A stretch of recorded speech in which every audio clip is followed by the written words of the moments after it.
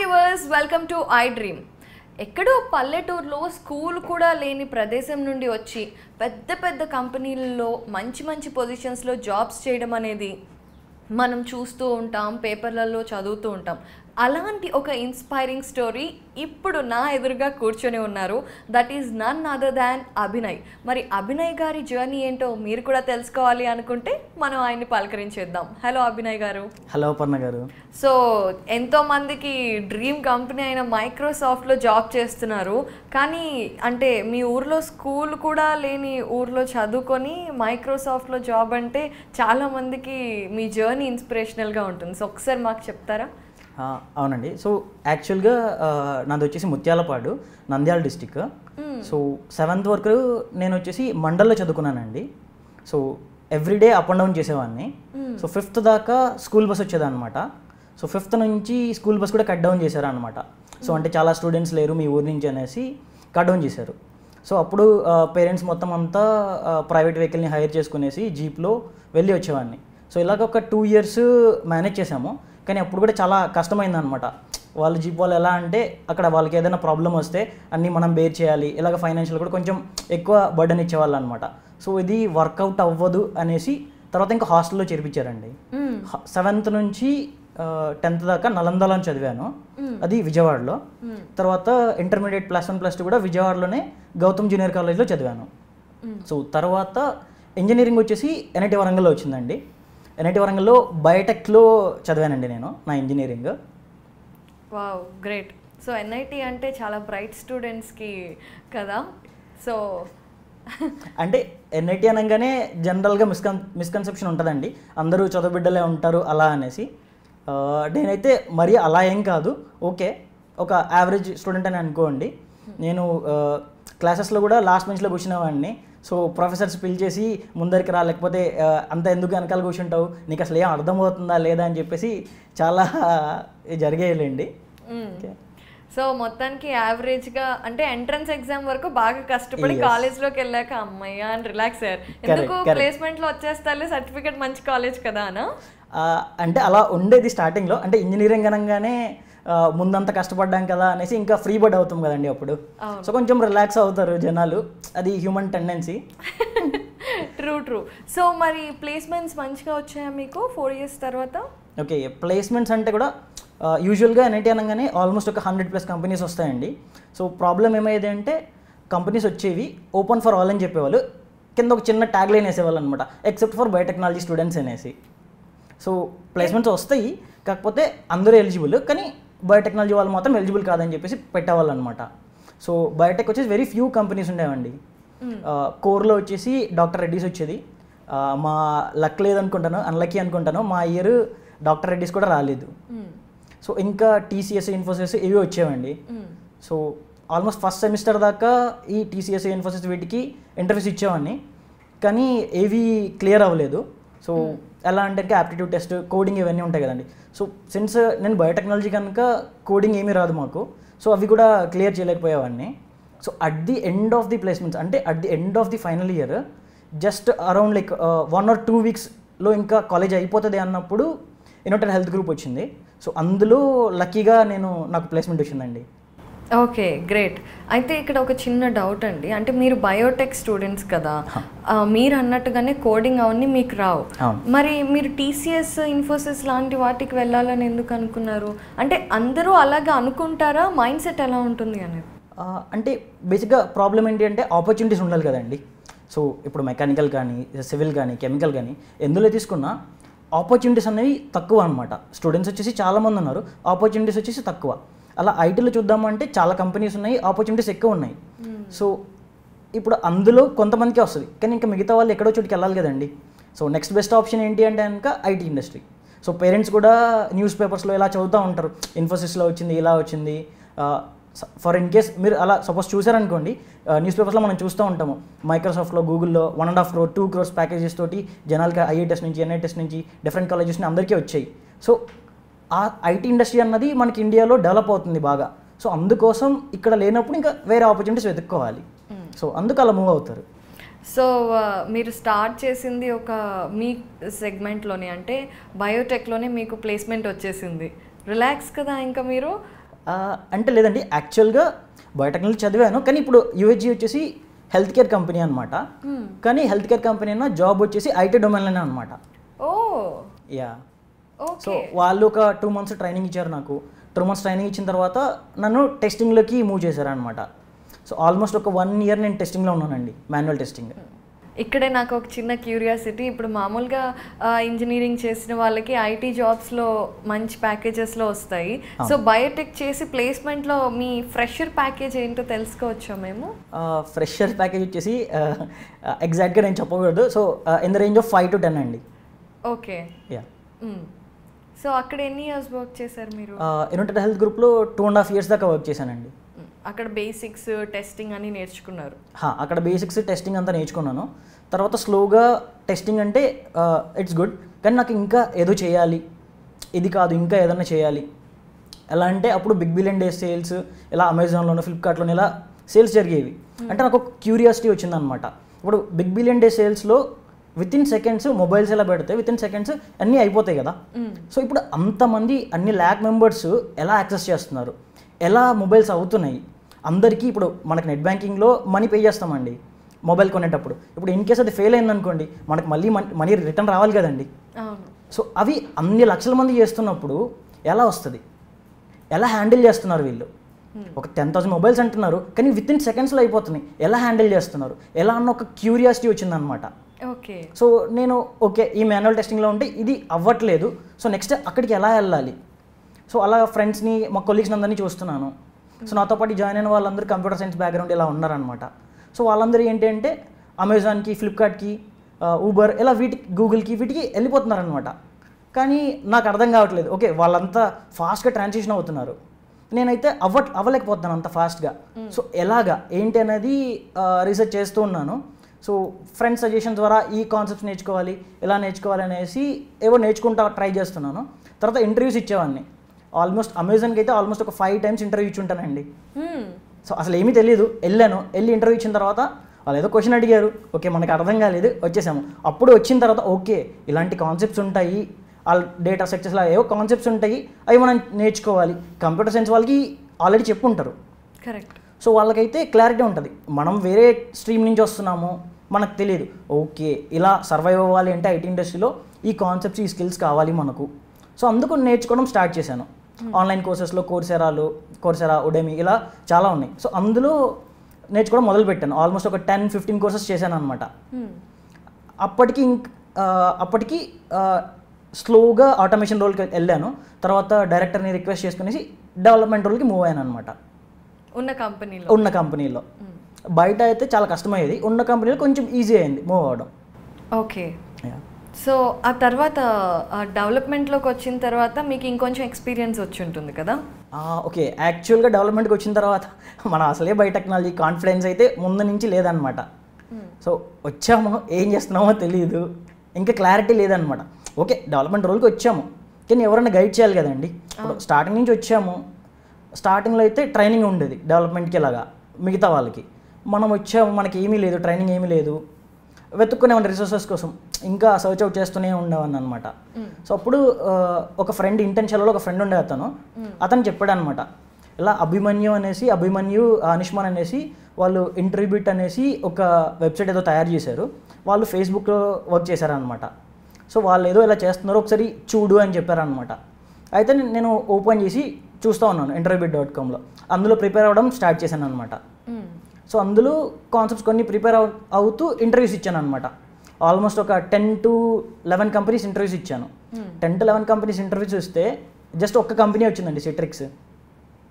Okay ఆ failures నుంచి నేర్చుకుంటూ, అంటే వీళ్ళు ఈ క్వశ్చన్ అడిగారు, ఓకే నెక్స్ట్ టైం కూడా ఇలాంటి క్వశ్చన్ అయితే ఎలా ప్రిపేర్ అవ్వాలి, వచ్చిన తర్వాత అది ప్రిపేర్ అవుతూ నెక్స్ట్ అలా ఒక కంపెనీ వచ్చింది, సిట్రిక్స్కి వెళ్ళాను. అక్కడ ఇంకో 2 years వర్క్ చేశాను. తర్వాత మళ్ళీ జియోకి మూవ్ అయ్యాను అనమాట. సో సిట్రిక్స్లో డెవలప్మెంట్లోనే వర్క్ చేశారు? సిట్రిక్స్లో డెవలప్మెంట్లోనే వర్క్ చేశాను. ఆ తర్వాత 2 years వర్క్ చేసిన తర్వాత జియోకి ఎందుకు మూవ్ అయ్యారు? అంటే మళ్ళీ క్యూరియాసిటీ పెరిగిందా, ఇంకేదైనా నేర్చుకోవాలనిపించిందా? అదండి. సో యాక్చువల్లీ ఈ కామర్స్ అండి, జియో వచ్చేసి ఈ కామర్స్. సో ఈ కామర్స్లో మంచి ఆప్షన్ వచ్చిందనమాట. అప్పుడు వాళ్ళే లింక్డ్ఇన్ ద్వారా అప్రోచ్ అయ్యారు. సో అప్రోచ్ అయితే నేను ఓకే ఆపర్చునిటీ బాగుంది, సరే వెళ్ళి ఎక్స్ప్లోర్ చేద్దాం అన్నట్టు మూవ్ అయ్యాను. సో ఇప్పుడు యాక్చువల్ Ajio.com అని ఉంది కదండి, సో అందులో సెల్లర్స్ వచ్చేసి వాళ్ళ షర్ట్స్ ఇలా మొత్తం అన్నీ సెల్ చేస్తారు. సో ఆ ప్లాట్ఫామ్ని నేను డిజైన్ చేశాను అనమాట, నేను మా టీం డిజైన్ చేసాము స్టార్ట్ నుంచి. సో అలాంటి మంచి ఆపర్చునిటీ వస్తుంది కదా అనేసి మూవ్ అయ్యాను. సో అక్కడ మూవ్ అయినప్పుడు చాలా ప్రాబ్లమ్స్ ఉండేవి. సో మనకు ముందు నుంచి గైడెన్స్ లేదు. ఇలా ఒక సిస్టమ్ చెయ్యాలి అంటే ఎవరు చేస్తారు, ఎలా చేస్తారు మనకు తెలియదు. సో సీనియర్స్ ఎవరైనా ఉంటే కనుక వాళ్ళని కాంటాక్ట్ చేయొచ్చు. సీనియర్స్ కూడా చాలా తక్కువ మంది ఉండేవాళ్ళు. సో ఎలా అంటే నేనే గైడ్ చేయాల్సి వచ్చేది ఒక్కొక్కసారి. సో అప్పుడు ఇంకా మళ్ళీ interview.comలో చూసుకునేవాడిని ఇంకా ఏమైనా ఉంటుందా అలా నేర్చుకోవచ్చు అనేసి. సో అప్పుడు స్కేలర్ అనేసి ఒకటి లింక్ పెట్టారనమాట అందులో. సో వెళ్ళి చూసాను అనమాట. ఇది 2019లో అనమాట. సో అప్పుడే స్కేలర్ అనేది జస్ట్ స్టార్ట్ అవుతుంది అనమాట. ఓకే సో చూశాను, ఇప్పటికీ చాలా కోర్సులు చేశాను. ఓకే సమ్ కాన్ఫిడెన్స్ అయితే ఉంది, కానీ నెక్స్ట్ లెవెల్కి వెళ్ళాలంటే ఎలాగా ఏంటి అవి తెలియదు. చాలా చోట్ల ఎక్స్ప్లోర్ చేశాను. ఇప్పుడు చాలా హ్యాకర్ ర్యాంక్ అనేసి, హ్యాకర్ ఎర్త్ అనేసి ఇలా చాలా వెబ్సైట్స్ ఉంటాయి. చాలా వాటిలో కోడింగ్ నేర్చుకుంటూ ఇలా చాలా చేశాను, కానీ అంటే నాకు సాటిస్ఫై అవ్వలేదు. ఇంకా డెంట్ వర్కౌట్ అనమాట. సంథింగ్ ఈస్ మిస్సింగ్ అనమాట. అది ఏంటి అన్నది తెలియదు. సో నెక్స్ట్ ఇలా చూస్తే ఓకే ఇంతకుముందు వీళ్ళు ఇంటర్వ్యూ బిట్ ద్వారానే నాకు ఓకే ఫైన్ అక్కడ కొంచెం ప్రిపేర్ అవుతాను ఇంత వచ్చింది. సో వీళ్ళు స్టార్ట్ చేస్తున్నారు, ఓకే ఎంత లేదే వీళ్ళు స్టార్ట్ చేస్తారని చూశాను. సో అదే టీము స్కేలర్స్ స్టార్ట్ చేశారనమాట. సో చూస్తే ఏంటి అంటే వాళ్ళు ఒక లెక్చర్స్ ప్రొవైడ్ చేస్తున్నారు. ప్లస్ ఎవరు టీచ్ చేస్తున్నారు అంటే మైక్రోసాఫ్ట్, గూగుల్ ఇలా టాప్ కంపెనీస్లో వర్క్ చేసే వాళ్ళు టీచ్ చేస్తారనమాట, ఇన్స్ట్రక్టర్స్. సో అది నాకు చాలా అడ్వాంటేజ్ అనిపించింది. ఎందుకంటే ఇప్పుడు నా గోల్ ఏంటి అంటే కనుక ఆల్రెడీ ఓకే డీసెంట్ పొజిషన్లో ఉన్నాను, కానీ నెక్స్ట్ ఇంకా వెళ్ళాలి అనేసి ముందు నుంచి క్యూరియాసిటీ ఉంది కదండి. సో ఇలా అన్ని లక్షల మందికి ఎలా చేస్తావు అనేసి. సో అలా మూవ్ అవ్వడానికి నేను చూస్తుంటే ఓకే టీం నాకు నచ్చింది, ఓకే చూసాను ఎక్స్పెన్సివ్ అని అనిపించింది, కానీ okay but still let me give it a try. So చూస్తే వాళ్ళకి ఈఎంఐ ఆప్షన్ వాళ్ళు చాలా ఫెసిలిటీస్ ప్రొవైడ్ చేశారు. సో బర్డన్ లేకుండా ఫైనాన్షియల్గా కూడా ఓకే బెటర్ అనిపించింది. 7K 8K ఈఎంఐ కట్టుకుంటూ అయినా చేయొచ్చు. సరే చూద్దాం, మనం చాలా వాటికి స్పెండ్ చేస్తూ ఉంటాము. ఇన్ని స్పెండ్ చేశాను, చాలా కోర్సెస్కి స్పెండ్ చేశాను, కానీ ఇంకా ఏదో డిఫరెన్స్ అనిపించింది, ఏదో ఒకటి చేయాలి అన్నట్టు. సరే ఒకసారి ట్రై చేద్దాం అన్నట్టు, ఏం పోతుంది ఏం కాదు ట్రై చేద్దాం, ఎలాగో జాబ్ చేస్తున్నాం అనేసి ట్రై చేశాను అనమాట. అప్పుడు నాకు రియలైజ్ అయింది ఏంటంటే నేను సెకండ్ బ్యాచ్ అనమాట సో స్కేలర్లో. సో నాకు అప్పటికి ఇంకా రెఫరెన్సెస్ లేవు, ఏమీ లేవు, అది ఎలా వర్క్ అవుతుంది ఏంటి ఏం లేదు. జస్ట్ ఒక ట్రస్ట్ పైన వెళ్ళిపోయాను, ఎంత లేనిది వీళ్ళు పెడతారా ఏంటి అనేసి. సో వెళ్ళిన తర్వాత వాళ్ళు చెప్పేది కాన్సెప్ట్స్కి నాకు ఓకే ఇక్కడ ఉంటే డెఫినెట్గా నా కెరియర్ని ఇంప్రూవ్ చేసుకోవచ్చు అన్నట్టు అనిపించింది. సో బ్లైండ్గా ఇంకా ఫాలో అయిపోయాను అనమాట వాళ్ళు చెప్పేది మొత్తం. ఓకే ఎన్ని మంత్స్ కోర్స్ చేశారు అక్కడ? కోర్స్ వచ్చేసి ఆల్మోస్ట్ అరౌండ్ 8 to 9 months ఉంటుందండి. సో ఇంకోటి బెస్ట్ పార్ట్ ఏంటి అంటే యాక్చువల్గా కోర్సు పాండమిక్ టైం కూడా వచ్చిందనమాట. అప్పుడు పాండమిక్ కూడా స్టార్ట్ అయింది. కరెక్ట్. సో వీళ్ళు ఏం చేశారు అంటే కనుక కొన్ని క్లాసెస్కి మాకు కొన్ని కాన్సెప్ట్స్ ఉంటాయి డిపి ఎలా అనేసి సరిగా అర్థమయ్యేవి కావన్నమాట. సో మొత్తం బ్యాచ్ అందరూ రిక్వెస్ట్ చేసాము, ఈ కాన్సెప్ట్స్ మాకు అర్థం కావట్లేదు, మాకు హెల్ప్ చేయాలి అనేసి. అంటే వీళ్ళు ఎలా అంటే స్టూడెంట్స్ గ్రోత్ కోసమే చూస్తున్నారు. ఎక్స్ట్రా క్లాసెస్ కూడా వాళ్ళంతకు వాళ్ళే పెట్టారు. సో ఇప్పుడు యాక్చువల్గా బయట ప్రోగ్రామ్స్ అంతే ఎలా ఉంటాయండి, 6 months అని చెప్పారనుకోండి, ఆ కోర్స్ చెప్తారు, స్ట్రక్చర్ చెప్తారు, కంప్లీట్ చేసేసి వదిలేస్తారు. కానీ ఇక్కడ వీళ్ళు ఎలా అంటే మనం చెప్పే ఫీడ్బ్యాక్ తీసుకునేసి దాన్ని బట్టి క్యాటర్ చేస్తారనమాట. సో అది నాకు చాలా బాగా అనిపించింది.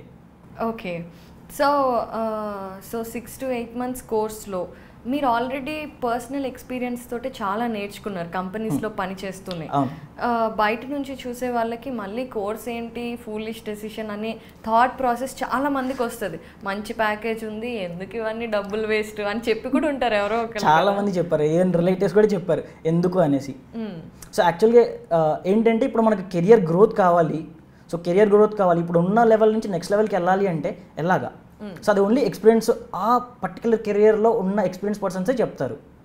ఇప్పుడు ఫర్ సపోజ్ మా బ్రదర్ ఎవరైనా ఉన్నారనుకోండి, మా బ్రదర్ మైక్రోసాఫ్ట్లో వర్క్ చేస్తున్నాడు అనుకోండి. సో అతను ఎలా రీచ్ అయ్యాడు, అతను ఎలా కష్టపడ్డాడు, ఏమేమి నేర్చుకుంటే వాటికి ఈజీ అవుతుంది, అవన్నీ తను చెప్తాడు నాకు. సో ఇప్పుడు నాకు అలాంటి గైడెన్స్ లేదు. సో నెక్స్ట్ వెళ్ళాలి అంటే ఎలాగా అన్నట్టు చూస్తే ఇక్కడ వీళ్ళు ఆల్రెడీ అందులో వర్క్ చేస్తున్న ఎక్స్పీరియన్స్ పర్సన్సే అన్నారు కదండి. సో అందుకు ఓకే అని చెప్పేసి ట్రై చేశాను. ఈవెన్ ఏంటి అంటే వీళ్ళు ఒక మెంటర్ అనేసి ఒకరిని ప్రొవైడ్ చేస్తారనమాట. అది కూడా మనకి ఛాన్స్, ఎవరినైనా సెలెక్ట్ చేసుకోవచ్చు. సో ఎక్స్పీరియన్స్ పర్సన్స్ ఉంటారు, 5 years నుంచి 10 years 15 years దాకా ఉన్న సీనియర్ మోస్ట్ పర్సన్స్ ఉంటారు. డిఫరెంట్ కంపెనీస్ నుంచి, అంటే అమెజాన్, గూగుల్ ఎలా. సో వాటిలో మనం ఎవరి ప్రొఫైల్ అయితే మనకు నచ్చుతుందో వాళ్ళని మనం మెంటర్ కింద సెలెక్ట్ చేసుకోవచ్చు. సో ఎవ్రీ 2 వీక్స్ వాళ్ళతో ఇంటరాక్ట్ అవ్వచ్చు మనం. సో వాళ్ళతో ఇంటరాక్ట్ అవుతున్నప్పుడు వాళ్ళు గైడెన్స్ ఇస్తారు కదండి. సో సో ఆల్రెడీ మీకు లైవ్ ఎక్స్పీరియన్స్ ఉంది, మంచి వెబ్ యాప్ డెవలప్మెంట్లో కానివ్వండి, లేదంటే ఇంకా అన్నిట్లో.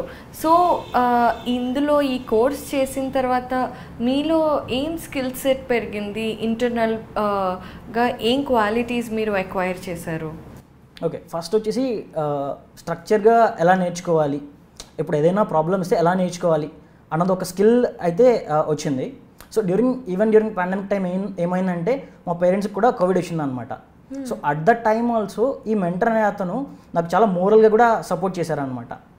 సో అంటే వీళ్ళు ఏంటి అంటే ఇప్పుడు నాకు ఒక బిగ్ బ్రదర్ లాగానే వినయ్ అనేసి.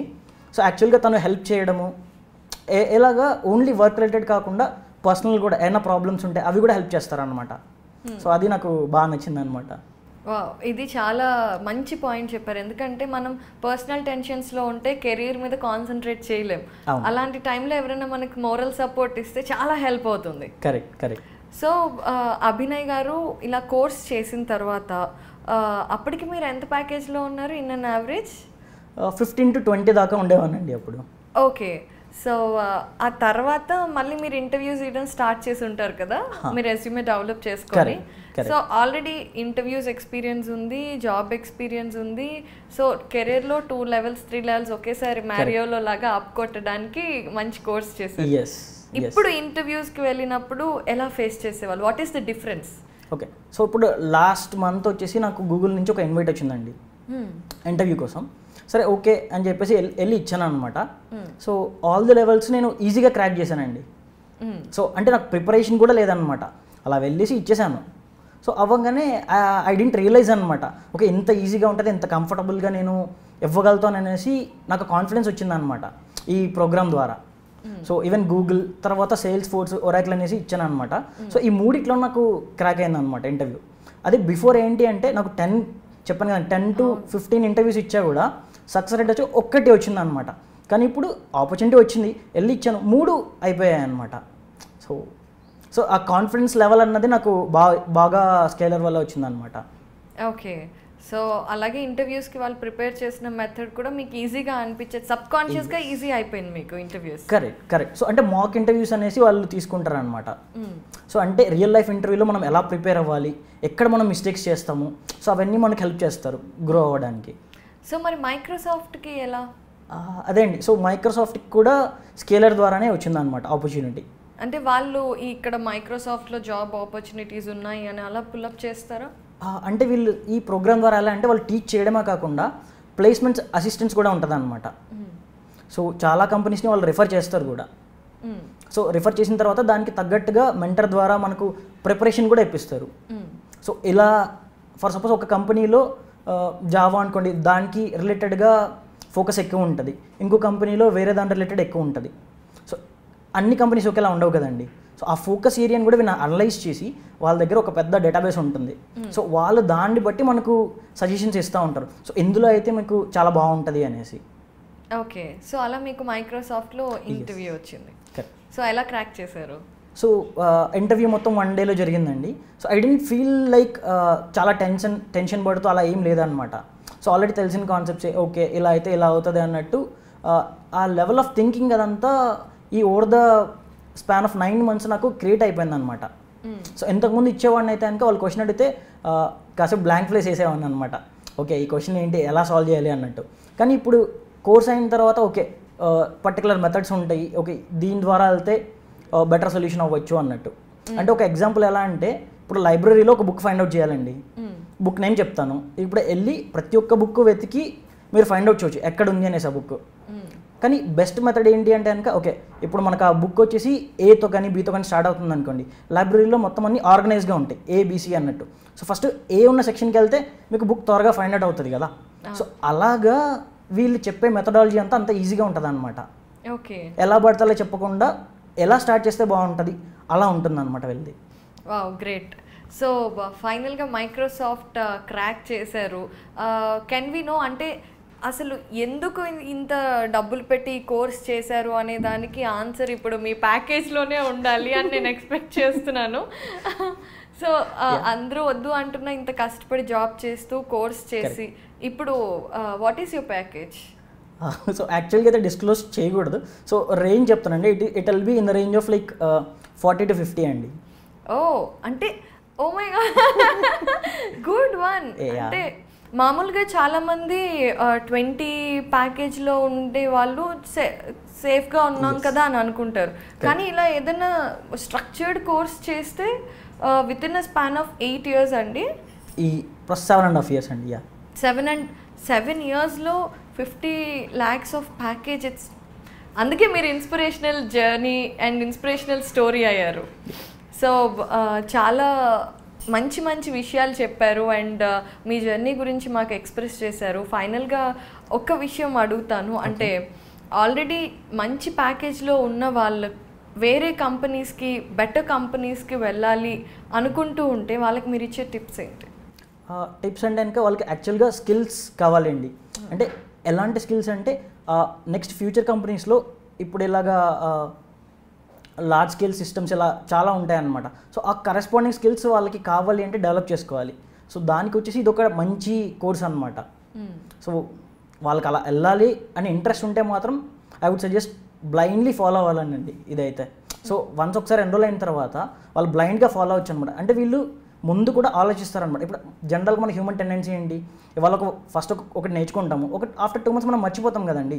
కానీ వీళ్ళు అది కూడా గుర్తుపెట్టుకుని ఏం చేస్తారంటే మళ్ళీ రివైజ్ చేసేలా కొన్ని క్వశ్చన్స్కి పర్టికులర్ మధ్యలో టెస్ట్ ఇలా కూడా పెడతారనమాట.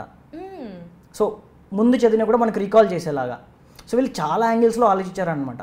సో నేను జాయిన్ అయింది 2nd batch కదండి. ఇప్పుడు ఆల్మోస్ట్ చాలా ఒక 50 batches దాకా వెళ్ళి ఉంటాయండి వీళ్ళకి. ఓకే. సో నేను యాక్చువల్గా వాళ్ళ ట్రాన్సిషన్ చూశాను అనమాట. స్టార్టింగ్ నుంచి ఇప్పటిదాకా ఎలా తీస్తున్నారు కోర్స్కి, ఎలా వాళ్ళంతకు వాళ్ళు జనాలకి అవైలబుల్గా ఉండేలాగా ఎలా రీవ్యాంప్ అవుతున్నారు, స్ట్రక్చర్ని ఎలా రీవ్యాంప్ చేస్తున్నారు, ఇవన్నీ నేను లైవ్గా చూస్తున్నాను అనమాట. సో నాలని ఎలా అప్స్కిల్ అవుతే మాత్రం డెఫినెట్గా సక్సెస్ని ఈజీగా రీచ్ అవుతారు. సో ఈ కోర్స్ వచ్చేసి పర్టికులర్లీ ఓన్లీ ఆల్రెడీ ఉన్న వాళ్ళకి మాత్రమే కాదండి. సో యాక్చువల్గా నేను ఇంతకుముందు నేను మెంటర్ అని చెప్పాను కదండి. సో ఇప్పుడు నేను మెంటర్షిప్ కూడా ఇస్తున్నాను అనమాట స్కేలర్లోనే. సో యాక్చువల్గా there are 2 of my students. One of my ఒక స్టూడెంట్ ఏంటి అంటే కనుక తను డిఫరెంట్ బ్యాక్గ్రౌండ్ నుంచి వచ్చాడు అనమాట, డిగ్రీ నుంచి. తను జాబ్ చేస్తున్నప్పుడు కోర్స్ జాయిన్ అయినప్పుడు 2.4 lakhs వచ్చేదన్నమాట తనకి. తను ఇప్పుడు రీసెంట్గా ప్లేస్ అయ్యాడు అనమాట. తనకి 15 lakhs వస్తుందండి ఇప్పుడు. అక్కడ నుంచి ఇక్కడికి కోర్స్ కంప్లీట్ అయిన తర్వాత. నాకు ఇక్కడ ఒక చిన్న డౌట్ వస్తుంది అభినయ్ గారు. మామూలుగా ఏ జాబ్ నుండైనా నాకు తెలిసిన ఇన్ఫర్మేషన్ ప్రకారం ఒక జాబ్ చేస్తూ ఇంకో జాబ్లోకి వెళ్తే 30% హైక్ ఉంటుందని తెలుసు. ఇంత డిఫరెన్స్ ఎలా వస్తుంది? సో యాక్చువల్గా 30% హైక్ అన్నది ఒక మిస్కన్సెప్షన్ అండి. సో ఇప్పుడు ప్రొడక్ట్ బేస్డ్ కంపెనీస్లో ఎలా అంటే వాళ్ళకి స్టార్టింగ్ నుంచి కొన్ని బ్యాండ్స్ అనేది ఉంటాయండి. సో మీరు ఆ స్కిల్కి కరెక్ట్ అని అనిపిస్తే ఆ బ్యాండ్లో మీకు ఇచ్చేసేస్తారు. Okay. Yeah. So it is like more than like almost ఒక 500% హైక్ వచ్చిందండి తనకి. అదే కదా, అన్బిలీవబుల్. కరెక్ట్. సో అతనికి 3 years ఎక్స్పీరియన్స్ ఉండేది, 2.4 lakhs వచ్చేది. ఇప్పుడు కోర్స్ చేసిన తర్వాత తనకి 15+ వస్తుంది. ఓకే. సో ఫ్రెషర్గా 5 లక్షల ప్యాకేజ్తో స్టార్ట్ చేసి just in a span of 7 years 50 lakhs of ప్యాకేజ్కి రీచ్ అవడం అనేది ఆ డ్రైవ్ని చూపిస్తోంది. అంటే ఎక్కడైనా సరే క్యూరియాసిటీ, మనం కష్టపడితే ఆపర్చునిటీస్ చాలా ఉన్నాయి అనే విషయాన్ని మీరు క్లియర్గా మాకు ఈరోజు ఎక్స్ప్లెయిన్ చేసి చెప్పారు. అయితే ఒకవేళ ఇలా ఎవరైనా సరే ఆల్రెడీ జాబ్ చేస్తూ మంచి ప్యాకేజ్లో ఉండి మీలాగా ట్రాన్సిషన్లోకి వెళ్ళాలి అనుకున్నా వాళ్ళు ఎప్పుడైనా మిమ్మల్ని కాంటాక్ట్ చేయొచ్చు? షూర్ అండి, కాంటాక్ట్ చేయొచ్చు. సో డెఫినెట్గా డిస్క్రిప్షన్లో అభినయ్ గారి ఫామ్ ఉంటుంది, అది ఫిల్ చేస్తే మీరు డైరెక్ట్గా అభినయ్ గారిని కాంటాక్ట్ చేయొచ్చు. అండ్ అభినయ్ గారు ఐటీ సెక్టార్లో మనం బయోటెక్ నుంచి కూడా వచ్చి మనం అనుకున్నట్టుగా డ్రీమ్ జాబ్ని, డ్రీమ్ ప్యాకేజ్ని అచీవ్ చేయొచ్చు అని మీ జర్నీని షేర్ చేసి ప్రూవ్ చేశారు. Thank you so much. Thank you.